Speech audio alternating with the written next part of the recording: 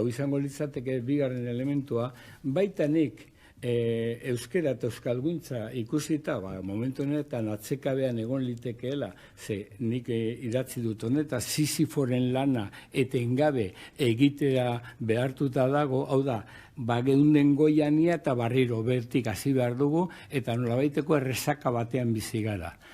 Baina hori be ez dezagun erabili ertziera bat egiteko administrazio publikoan.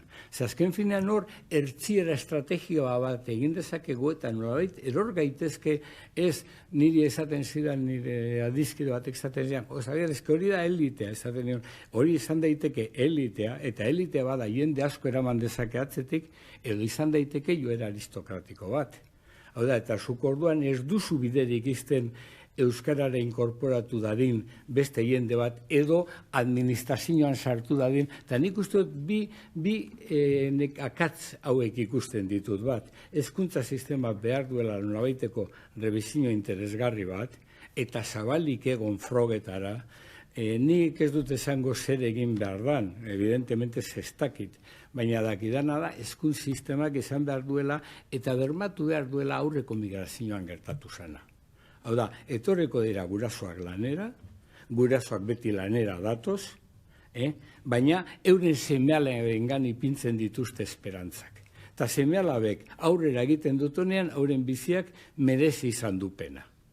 Ze azken finean, gurasoen integrazio seme-alaben hobekuntza izaten da. Eta gero bigarrena, ez dezagula itxita eukin eremu publiko guztia, ze jende berri honek ere beharko du arnazgune bat, neurri bateko administrazioan sartzeko, eta sari sozial bat eukitzeko. Orduan nik horreri ematen diot importantzia. Hau da, ikus dezagun zer dagoen, ikus dezagun nola hobetu dezakegun, nola ustartu ditzakegun euskerara hurbiltzea jendea ze baliabide ipini behar den, eta eraberean, biztanleria horrek ere aukin dezala benetan, ez da, aukin dezala, bide hori zabalik, zeren lan prekario batekin, eskola prekario batekin, azken finean, porrota nolabait, sortzen ari gara, etorkizunari begira. Eta azken finean, berdintasunaren printzipioak behartzen du elementu bi hauek ustartzera. Eskerrik asko, Ayerdi jauna, mila